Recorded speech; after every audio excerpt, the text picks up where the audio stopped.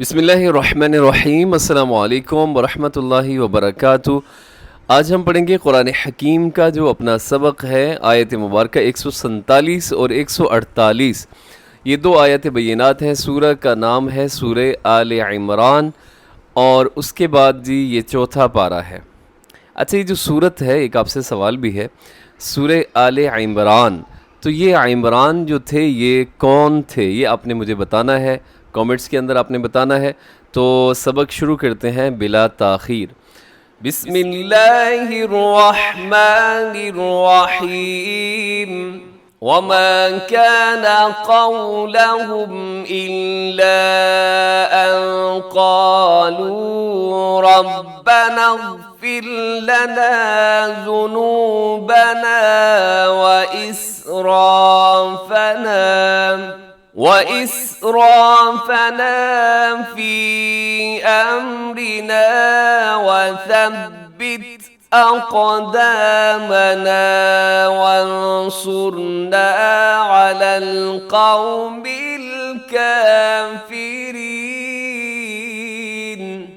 فآتاهم الله ثواب الدنيا وحسن ثواب الآخرة واللہ یحب المحسنین۔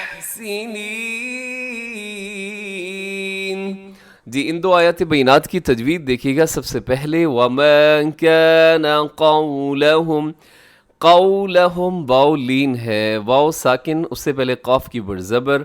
آپ اسے تھوڑا سا جو ہے مجہول پڑھنے سے بچیے گا۔ قَوْلَهُمْ نرمی سے پڑھنا ہے اور مجہول پڑھنے سے بچنا ہے۔ وَمَا كَانَ قَوْلَهُمْ آگے إِلَّا أَن قَالُوا، إِلَّا کے اوپر مد ہے جسے مد منفصل کہتے ہیں۔ أَن قَالُوا نون ساکن کے بعد قاف، تو یہاں پہ ہوگا اخفا۔ إِلَّا أَن قَالُوا رَبَّنَا اغْفِرْ لَنَا، رب را موٹا ہے کیونکہ را کے اوپر زبر ہے تو را پر پڑی جائے گی، اور اس کے بعد جو آگے را ہے وہ را ساکن ہے، اس سے پہلے فا کے نیچے زیر ہے تو را باریک ہوگی۔ کیسے پڑھیں گے؟ ربنا اغفر لنا ذنوبنا واسرافنا، یہاں بھی را پر ہے کیونکہ را کے اوپر زبر ہے، اس کے بعد جو الف ہے وہ بھی موٹی پڑی جائے گی۔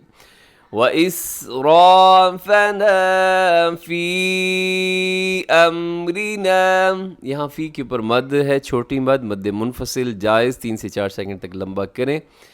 فِي أَمْرِنَا وَثَبِّتْ أَقْدَامَنَا، قاف موٹا بھی ہے اور قلقلہ بھی ہے۔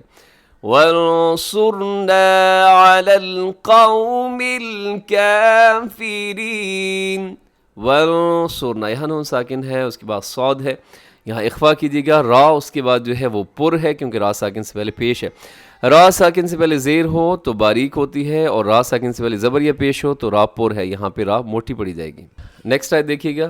فَآتَاهُمُ اللَّهُ ثَوَابَ الدُّنْيَا، فَآتَا یہاں حمزہ کے اوپر کھڑی زبر، تا کے اوپر بھی کھڑی زبر ہے، دونوں کو برابر لمبا کیجیے گا، آگے لفظ اللہ کو موٹا پڑھیے گا۔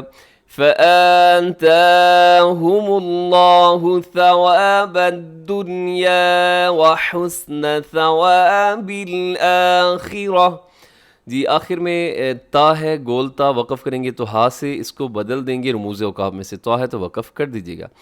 واللہ یحب المحسنین، واللہ لفظ اللہ اسے آپ نے موٹا پڑھنا ہے کیونکہ لفظ اللہ کے لام سے پہلے واو کے اوپر زبر ہے۔ اب ان دو آیت بینات کی آپ ترجمہ سماعت کر لیجیے گا۔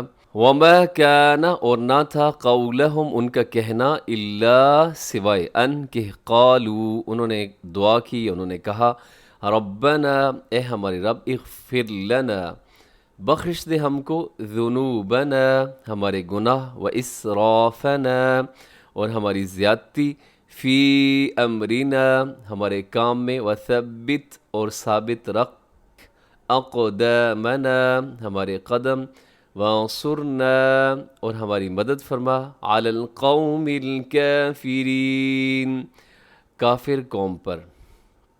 اب اس آیت مبارکہ کا مفہوم دیکھیے گا۔ اس سے پہلے آپ نے آیت 146 کے اندر آپ نے یہ پڑھا کہ بہت سارے اللہ والے تھے جنہوں نے انبیاء کرام کے ساتھ مل کر کفار کے ساتھ جہاد کیا، اور نہ وہ گھبرائے اور نہ ہی انہوں نے کوئی کمزوری دکھائی، بلکہ بڑے ثابت قدم رہے۔